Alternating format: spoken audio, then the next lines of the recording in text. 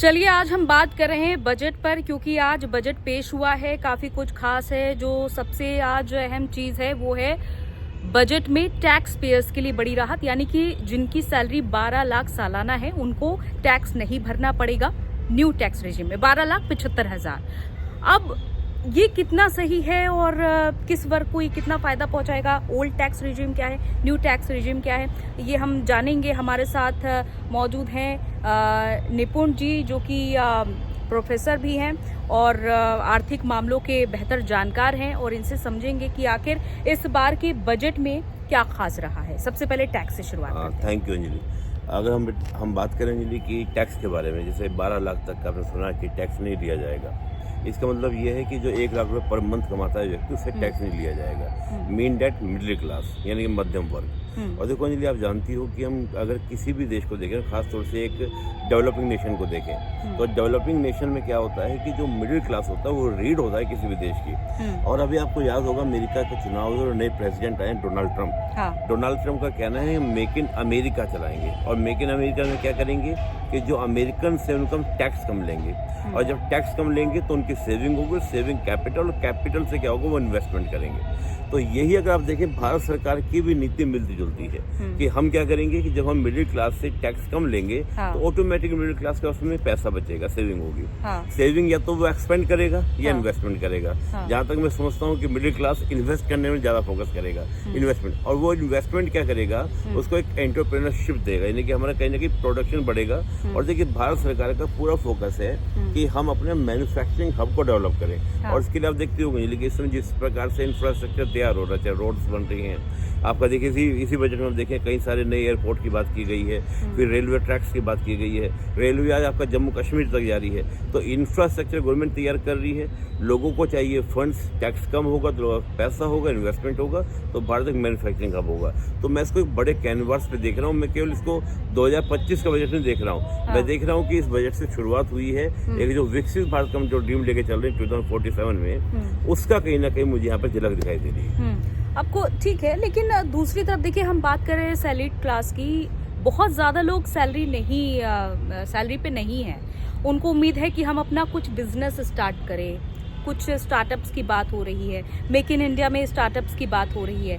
तो कैसे आखिर लोगों की स्किल डेवलप की जाए ताकि वो अपना खुद का रोजगार बना सके, ना कि किसी के सहारे बैठे?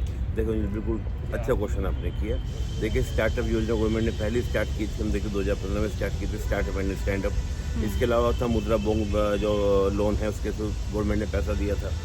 आप देखें करीब 1,75,000 हमारे यहाँ स्टार्टअप खुले थे, जिसमें 1 लाख हमारे अभी भी काम कर रहे हैं, 75,000 बंद हो गए।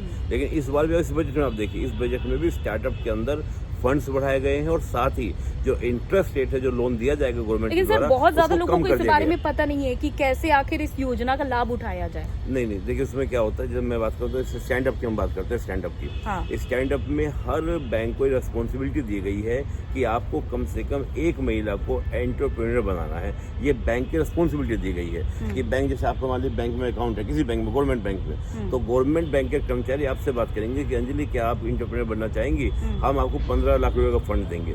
तो बैंक आपकी मदद कर रहे हैं। अब रही बात आपने कहा कि लोगों को अवेयरनेस नहीं है, देखिए ये बात तो इश्यूज है। अब ये अवेयरनेस के लिए गवर्नमेंट भी काम करेगी, लोग अवेयरनेस फैला रही है, लेकिन मेरा मानना है कि कहीं ना कहीं हमारे अंदर भी एक जो जॉब सीकिंग की मानसिकता है ना हमारे देश, हमारे कंट्री के अंदर, चाहे गवर्नमेंट जॉब मिले, प्राइवेट जॉब मिले, उस जॉब सीकिंग की मानसिकता से बाहर निकलना होगा और जॉब क्रिएटर बनना होगा। और ये एक होता है ट्रांजेक्शन होता है, और उसमें समय लगता है कि सोसाइटी की मानसिकता बन चुकी है। जैसे मैं भी एक छोटे शहर से आता हूँ, तो वहाँ गवर्नमेंट जॉब का जो क्रेज रहता है ना, जब तक उस क्रिज्मा से बाहर नहीं निकलेंगे तब तक बात नहीं बनेगी। अब ये भी होता है कि लड़की के घर वाले ढूंढते हैं कि गवर्नमेंट जॉब वाला लड़का होना चाहिए। बिल्कुल, आप खुद भी हमारे यहाँ तो गीत चलते हैं ना, हस्बैंड जरा सरकारी जॉब लग रहा, तो वो जो गाने चलते हैं हमारी तरफ, वो देहाती गाने इसी टाइप का, गवर्नमेंट जॉब का क्रिज्मा है। तो वो जो सोसाइटी में ट्रांसफर होना है उसको समय लगता है, और मुझे लगता है गवर्नमेंट उसकी तरफ बढ़ रही है। आज आप मेट्रो सिटी में बात करें, कितने सारे स्टार्टअप हैं। यूनिकॉर्न आज भारत में दुनिया के सबसे ज्यादा यूनिकॉर्न आज हमारे यहाँ पर है। तो ये तो हमारे लिए उपलब्धि है ना। तो धीरे धीरे समय लगता है ट्रांसफॉर होने में सोसाइटी को। देखिए स्टेट ने अपने आप को चेंज किया, पॉलिसी चेंज की, तो वो धीरे धीरे क्या जाएगा, इसको हम लोग बोलते हैं टप्पन थ्योरी, यानी कि ऊपर से काम स्टार्ट हुआ है फिर नीचे धीरे धीरे जाएगा और वो डेवलपमेंट होगा। आज आप देखिए छोटे छोटे शहरों में नए नए स्टार्टअप बन रहे हैं, लोग खुद तो जॉब कर रहे हैं, 10 लोगों को रोजगार भी दे रहे हैं। और जब ये 12 लाख का आप जैसे देख रही है, तो मुझे लगता है कि इसका भी इम्पैक्ट पड़ेगा और आने वाले 5-10 साल में हम देखेंगे कि मैन्युफैक्चरिंग में भारत डेवलप हो जाएगा। हाँ, मेरे ख्याल से जैसे कि स्किल डेवलपमेंट की भी आपने बात की थी कि लोगों को क्या स्किल्स है उनके अंदर जिससे कि वो अपना खुद का रोजगार बना सके, तो स्किल डेवलपमेंट पे भी सरकार को बहुत ज्यादा यहाँ पर फोकस करने की जरूरत हाँ, थी। नहीं अंजलि किया है। देखो मैं बताऊँ तुम्हें, अगर तुम अपनी एजुकेशन पॉलिसी को देखो, जो नई एजुकेशन पॉलिसी आई थी, गवर्नमेंट पहले से इस पे ध्यान दे रही है कि अब ये नहीं कि आपको कोई डिग्री ले लेनी है कि बीए कर लिया, एमए कर लिया, बीकॉम कर लिया, बीएससी कर, नहीं। उसका गवर्नमेंट ये कह रही है कि स्किल भी दो और साथ में पहले से ही आपको एंटरप्रेन्योरशिप की ओर भी बढ़ाओ, कि नहीं उसके अंदर एक रोजगार की भावना। आपके बहुत सारे चैप्टर जो न्यू एजुकेशन पॉलिसी में डाले गए हैं वो बचपन से बच्चे को पढ़ाया जाएगा। देखिए जब तक आप देखिए रूट से काम नहीं करेंगे तब तक चेंज नहीं आएगा। जैसे हम लोग हैं, हम तो पके हुए खड़े हो चुके हैं, ठीक है ना, लेकिन जो बच्चा अभी 4th 5वीं क्लास में पढ़ रहा है, वहाँ पर अगर आप काम करेंगे तो वो एक समय लगता है, लेकिन मैं मानता हूँ उसको काफ़ी ये चेंजेस हो रही हैं। और स्किल डेवलपमेंट में फंड बढ़ा है इस बार, आप देखिए इस बार भी स्किल डेवलपमेंट में जो गवर्नमेंट कर रही है इसमें आपका फंड बढ़ा है। तो यही तो चीज़ तरीका है। बहुत ज्यादा जागरूकता नहीं है, अभी समय लगता है, उसमें समय लगता है। देखिए जब हम लोग बिल्कुल ग्राउंड तक लेके जाएंगे ना, इतनी बड़े देश आपका 140 करोड़ आबादी, लोगों को पसीना आ जाता है सुनकर कि 140 करोड़ लोग एक देश में रह सकते हैं क्या। और जहाँ दुनिया का सबसे बड़ा आपका ताकत मतलब आपका जनसंख्या वाला मुल्क है, तो वहाँ पर इस प्रकार की बात कहना मुझे लगता है कि वो समय लगता है, लेकिन होगा।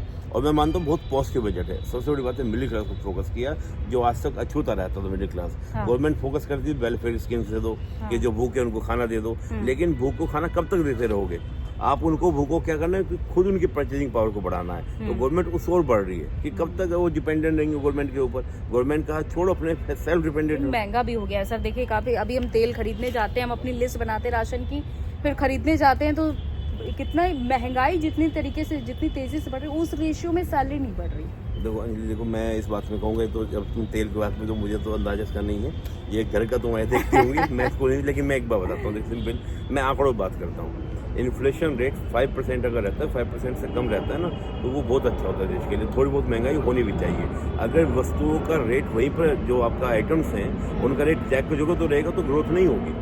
अब रही बात इनकम की, आप जैसे इनकम की बात करिए, इनकम का हर समय के साथ एक सेक्टर बदलता है। एक दौर से जब कंप्यूटर वाली इंडस्ट्री थी तो लोग कंप्यूटर में इंजीनियरिंग करते थे, लोग अच्छे पैसा कमाते थे। आज एआई का दौर है, तो देखिए समय के हिसाब से अगर अपनी जॉब को बदलेंगे, उसके अंदर आप चीज़ों को बदलेंगे। मैं देखता हूँ कि एआई के अंदर कितने अच्छे पैकेज लोग ले रहे हैं। आप देखें 1 साल का कोर्स करके लोग क्या करें, 1 करोड़ का पैकेज ले रहे हैं। अब हम पुराने टाइम का बीटेक करके बैठेंगे, जो आज से 20 साल पहले बंदा पैसा कमाता था, आज उसकी डिमांड नहीं, तो आप उसको करके कैसे मार्केट में कमा लेंगे। मतलब जो लोग कहते हैं कि आने वाला जमाना डिजिटल का है, एआई का है, सोशल मीडिया का है, आज तुम तो इसके साथ बढ़ना चाहिए। आई थिंक तुम्हारी होगी, आज आप तुम 20 साल पहले जाओ, है ना। 20 साल पहले जब कंप्यूटर समय मार्केट में आए थे, तो उसने जिसने कंप्यूटर से सीख लिया, उसने खूब इनकम कमाई है। तो एक दौर आता है हर चीज़ का, कभी कंप्यूटर का दौर आया, कभी इंजीनियरिंग का दौर था, कभी आपका मेडिकल का दौर है। अभी जैसे आप मेडिकल का बड़ा अच्छा दौर है, मेडिकल में लोग अच्छा पैसा कमा रहे हैं, लेकिन थोड़ा सा इंजीनियरिंग का जो सेक्टर है वो थोड़ा सा डाउन हुआ है, क्योंकि अदर सेक्टर बहुत आपके नहीं ओपन हुए हैं। तो मैं मानता हूँ कि आप सेक्टर के अकॉर्डिंग देखेंगे कि जिसकी डिमांड, अब आप करके बैठते हैं जो आज से 1950 में टेक्नोलॉजी थी, सब करके बैठते हैं, डिग्री करके बैठते हैं, तो उससे कैसे नौकरी मिल जाएगी। तो आपको अकॉर्डिंग टू रिक्वायरमेंट बदलना पड़ेगा कि मार्केट की डिमांड क्या है। डिमांड क्या है। चलिए बहुत बहुत शुक्रिया, आपने ढेर सारी बातें बताई हैं और उम्मीद करते हैं कि आप लोगों को भी ये सारी बातें समझ में आई होंगी, अच्छी लगी होंगी हमने, क्योंकि बहुत सारी चर्चा की है। और कमेंट करके ज़रूर बताइएगा कि आपको इस बजट से क्या उम्मीदें थी, और जब आपने बजट देखा तो आपको क्या कुछ मिला है, क्या आप खुश हुए हैं या नाखुश हैं, या फिर और भी ज़्यादा उम्मीदें थी, ज़रूर बताइएगा। Bye bye.